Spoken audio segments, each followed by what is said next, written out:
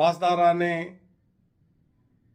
Iran का general commander रजी मूसवी कल दमिश्क के करीब मारा गया। ड्रोन का एक हमला हुआ। कहा जाता है कि अमेरिकन की मदद से इजराइल ने उस पर हमला किया। रजी मूसवी बेसिकली पासदारान ईरान का सीनियर तरीन कमांडर था, जो कासिम सुलेमानी के मारे जाने के बाद उसका जानशीन बना था। आपको याद होगा 2020 में कासिम सुलेमानी एक खुफिया मिशन पर इराक गया हुआ था कि वो अमेरिकियों के हाथों मारा गया, और उस वक्त के सदर ट्रंप ने इसका बड़ा क्रेडिट लिया, और उसको उसामा बिन लादेन के मारे जाने के बाद अमेरिका की वॉर ऑन टेररिज्म के हवाले से एक अहम तरीन कामयाबी करार दिया था। तो रजी मूसवी एक खौफनाक किस्म का प्लानर था, और कहते हैं कि 7 अक्टूबर के हमले में इसका और हमास के हनिया का एक गहरा राब्ता था, जिसकी वजह से ये चीज़ सामने आई। अब भी सुना यही गया है कि वो एक इंतहाई खुफिया मिशन पर शाम गया हुआ था। दमिश्क में बशार अल असद से उससे मुलाकात थी, और उसमें सुना ये गया है कि एक खौफनाक हमला, जो एक अचानक हमला होगा 7 अक्टूबर की तरह प्लान किया जा रहा था।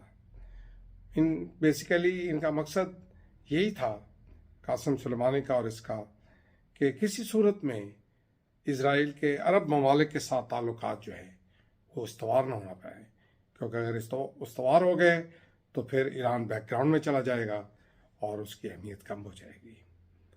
तो कहते हैं कि मूसवी अपने जिस होटल में ठहरा हुआ था वहाँ किसी को कानो कान तक खबर नहीं थी, लेकिन बहरहाल जिन्होंने खुफिया इतलात रखनी होती हैं उन्हें पता था कि वो एग्जैक्टली किस कमरे में सोया हुआ है।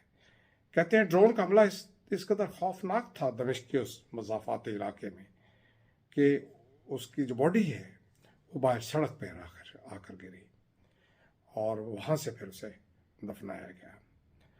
जिस पर जब ईरान की अथॉरिटीज़ को और ईरान के सदर को इसकी इत्तला पहुँची, तो ईरान के सदर ने खौफनाक किस्म का अल्टीमेटम जारी किया, इजराइल के ख़िलाफ़ कम और अमेरिका के ख़िलाफ़ ज़्यादा।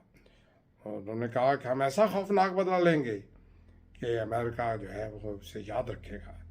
और एक खौफनाक किस्म के अटैक के बाद अमेरिका को होश आएगा कि उसने ईरान के सीनियर तरीन कमांडर को मारा है। इसी किस्म की, आपको याद होगा जब कासिम सुलेमानी मारा गया था 2020 में इराक में, तो इसी किस्म के जो ऐलानात थे ईरान की तरफ से सामने आए थे। लेकिन फिर उन्होंने कुछ अटैक भी किए, जो अमेरिका की जो शिप्स वहाँ से गुजरती हैं उस इलाके से, उन पर अटैक भी किए, लेकिन उस पर कोई असर इसलिए ना हो सका कि बहरहाल अमेरिका एक सुपर पावर है, और अमेरिका ने इतने इकोनॉमिक सैंक्शंस लगा रखे हैं ईरान पे कि ईरान तेल की दौलत से माला माल होते हुए भी इस वक्त खौफनाक किस्म के मुआशी सूरत हाल से दो चार है। तो इस दफ़ा भी उन्होंने बड़े धमकियाँ दी हैं। उन्होंने कहा है कि हम मूसवी का बदला लेके छोड़ेंगे। देखना यह है कि बदला किस तरह लिया जाता है। उधर आपको पता ही है इस वक्त तक 20,000 के करीब फ़लस्तीनी मारे जा चुके हैं, और मज़ीद मारे जा रहे हैं। उन्हें कहा गया है कतर में रहने वाले हमास के लीडर्स को कि आप जो बकाया 200 बंदे आपने पकड़े हुए हैं इजरायली, वो छोड़ दें। लेकिन वो सुना है वहाँ से निकल के तो इजिप्ट चले गए हैं। इजिप्ट जब गए हैं तो इजिप्ट वालों ने भी उन्हें यही कहा है कि आप यहाँ से तशरीफ़ ले जाएं, क्योंकि हमें आप भी ख़तरा है कि हमारी वजह से आपको अगर नुकसान पहुँचा तो आप कहेंगे कि हमने आप इत्तला दी है आपके मकाम की। लेकिन सुना यह गया है कि इजिप्ट के सदर असीसी को उन्होंने ऑफ़र किया है कि अगर आप हमारा पैचअप करवा दें और जंग यहीं रुक जाए तो हम वो 200 बंदे छोड़ने को तैयार हैं। سنا یہ گیا ہے کہ اب انکار جو ہے وہ اسرائیل کی طرف سے ہے، کیونکہ اسرائیل جو ہے اس وقت کمانڈنگ پوزیشن میں آ چکا ہے. وہ بظاہر اس کے 100-200 فوجی مارے گئے ہیں، اور جس میں اگر آپ یہ بھی شامل کریں جو ابھی تک رہا نہیں ہوئے تو 400 کے قریب ہو جائیں گے. 1500 ان کے 7 اکتوبر کو مارے گئے تھے. لیکن اس کے بدلے جو وہ فلسطینی قوم کے ساتھ کر رہے ہیں وہ ایک تاریخ کی خوفناک حقیقت ہے. وہاں لوگ جو ہیں وہ ٹینٹوں میں پڑے ہوئے ہیں، ان کے پاس کھانے کو کچھ نہیں ہے. اور لیٹسٹ جو یونائٹڈ نیشن کی رپورٹ ہے اس کے مطابق وہاں قحط پڑ چکا ہے. لوگ بھوکے سو رہے ہیں، لوگوں کے پاس کھانے پینے کو کچھ نہیں ہے.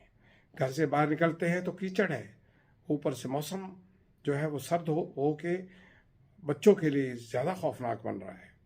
لیکن ایسے لگتا ہے کہ جیسے اسرائیل نے تہیہ کر رکھا ہے کہ اس دفعہ انہوں نے گریٹر اسرائیل بنا کے رہنا ہے، اور انہوں نے کسی صورت میں حماس کے لیڈرز کو نہیں چھوڑنا. کہا یہ گیا ہے کہ انہوں نے حماس کو کہا ہے کہ اگر آپ سرنڈر کر دیں اور یہاں سے چھوڑ دیں تو ہم جنگ روک سکتے ہیں اور بندے آپ رہا کر دیں. لیکن حماس نے کہا ہے کہ نہیں، ہم کنٹرول بھی رکھیں گے غزہ کا، لیکن بندے بھی ہم نہیں چھوڑیں گے.